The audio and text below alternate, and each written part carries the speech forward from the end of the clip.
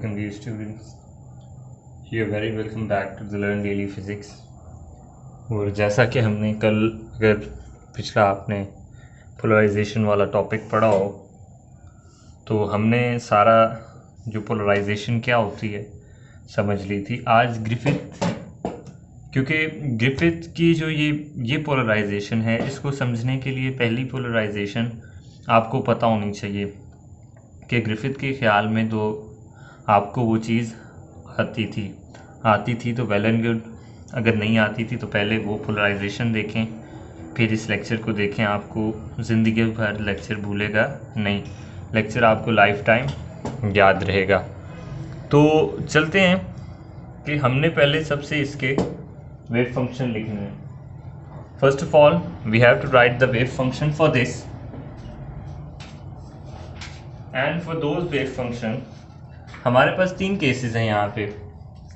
एक है vertical polarisation, एक है हॉरिजॉन्टल पोलराइजेशन, और एक जो हमारे पास पोलराइजेशन है वो ना तो वर्टिकल है और ना ही हॉरिजॉन्टल है। वो कोई एंगल है, उसका एंगल थीटा है। वो एंगल हम वो किस तरह लिखते हैं मैं बताता हूँ आपको। कि पहला जो सा है वर्टिकल y, ये x एक्सिस इसने ऊपर लिया हुआ है क्योंकि, तो ये वाला x एक्सिस के अलोंग दिस x एक्सिस ये वर्टिकल है। This is vertical polarization along x axis. वैसे यहाँ पे जनरली y लिया जाता है, लेकिन ग्रिफिथ के अंदर यहाँ पे x लिया था। तो इसका जो वेव फंक्शन हमारे पास बनता है वो कुछ इस तरह से बनता है कि f of wave function of vertical z, यहाँ पे z क्योंकि प्रोपगेशन किसके अलोंग हो रही है, z डायरेक्शन के अंदर, तो यहाँ पे क्या आएगा z, इसका complex amplitude a e iota into के जी माइनस ओमेगा टी, और ये साथ यूनिट वेक्टर आपका x का, ये वाला, ये x के, क्योंकि वाइब्रेशन किसके अलोंग हो रही है, x के अलोंग। तो ये वर्टिकल पोलराइजेशन के अंदर ये x यहाँ पे इस तरह से आ जाएगा। तो अब हम बात करते हैं इसकी तरफ, हॉरिजॉन्टल पोलराइजेशन की तरफ। तो हॉरिजॉन्टल के अंदर क्या होगा, इसी तरह हम f एच डालेंगे, C T is equals to A E, क्योंकि सिमेट्री होती है दोनों में। तो A E iota K of G minus omega T, फर्क क्या आएगा यहाँ पे, y यूनिट वेक्टर के, ये y के अलोंग है, सही, ये किसके अलोंग है, y के अलोंग है। तो अब हमारे पास जो आता है पोलराइजेशन वेक्टर, ये समझने वाला वेक्टर है कि ये जो पोलराइजेशन वेक्टर है तो ना तो ये वर्टिकल है और ना ही ये हॉरिजॉन्टल है। हॉरिजॉन्टल का मतलब ये है कि वो यहाँ पे आप देखें तो y एक्सिस पे लाई कर रहा है, सही, कि आपके पास इस तरह से एक्सिस हैं। अगर आपको नज़र आ रहा है यहाँ पे तो एक्सिस इस तरह से हैं कि ये z है, ये हमारा x है और ये y है। अब एक वेव जोन सी है वो इस वाले प्लेन में, y z प्लेन में लाई कर रही है यूं, ठीक। और एक और जोन सी है इसके साथ, वो कहाँ पे लाई कर रही है, हमारे पास xz के अंदर, xz प्लेन के अंदर। तो ये क्या है, अब ये दोनों के अंदर यूं बीच में कि ये x और y के साथ कुछ ना कुछ एंगल बना रहा है। यहाँ पे जो प्लेन है वो कुछ ना कुछ एंगल वो z एक्सिस के अलोंग जा रहा है। मैं आपको समझाने की कोशिश करता हूं कि ये आपके पास z एक्सिस है, सही, ये जो है आपका z एक्सिस, यहाँ पे ऊपर ये ऊपर वाला x एक्सिस, यहाँ पे एक और ये z, ये z, ये x और ये y। यहाँ पे जो भी वेक्टर होगा आपका ये वाला वेक्टर, अब बाकी दो मैं ड्रॉप कर रहा हूँ। अब ये वाला जो भी वेक्टर होगा, कुछ भी ओरिएंटेशन हो, वो अगर यहाँ पे होगा वर्टिकल होगा, यहाँ पे होगा यूं हॉरिजॉन्टल होगा, हमेशा परपेंडिकुलर होगा। यहाँ पे भी परपेंडिकुलर, यहाँ पे भी परपेंडिकुलर होगा, वो हमेशा क्या, परपेंडिकुलर। ठीक है, समझे बात को कि ये बेशक यहाँ पे इस वाले प्लेन के अंदर, इसका जो ये वाला प्लेन आपको नजर आ रहा है, इसके अंदर तो इसकी कोई ना कोई ओरिएंटेशन यूं होगी, लेकिन जो ये z के साथ है, ये हमेशा z के साथ क्या रहेगा, परपेंडिकुलर, यूं हॉरिजॉन्टल, वर्टिकल, जिस तरह भी ओरिएंटेशन रखेगा। ये यहाँ पे जो z के साथ इसका एंगल बनेगा यहाँ पे, अब ये क्या है समझे, हॉरिजॉन्टल है, परपेंडिकुलर है। यहाँ पे आ गया किसी एंगल पे, तब भी परपेंडिकुलर।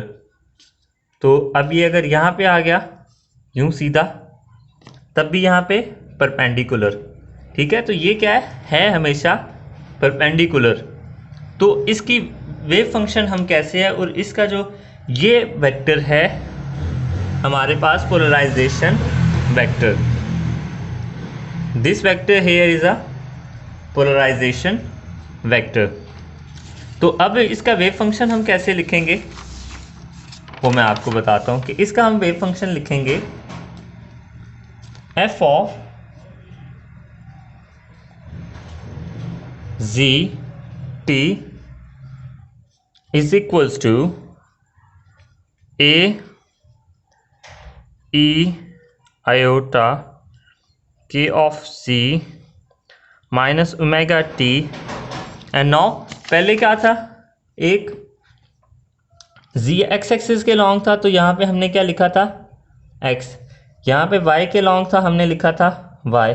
अब ये है n वेक्टर के लॉन्ग, पोलराइजेशन वेक्टर के लॉन्ग। ठीक, तो पोलराइजेशन वेक्टर के लॉन्ग जो है, तो यहाँ पे हम लिखेंगे n वेक्टर, हमारे पास ये फर्क आ जाएगा। और अभी मैंने आपको बताया ये n वेक्टर हमेशा z के क्या होगा, परपेंडिकुलर होगा।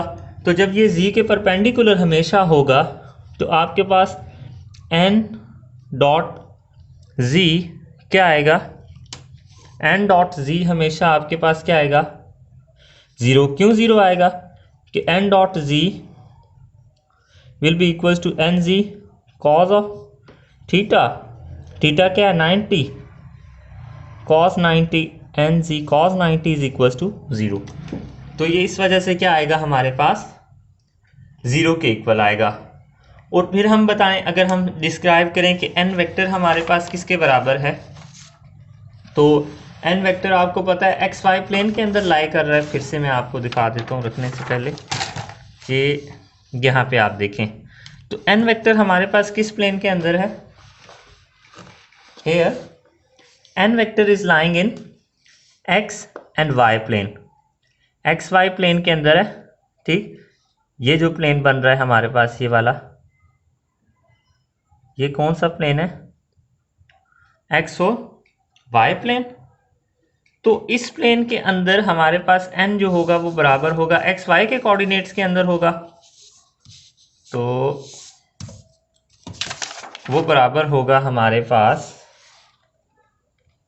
n will be equal to cos of theta x plus sine of theta y।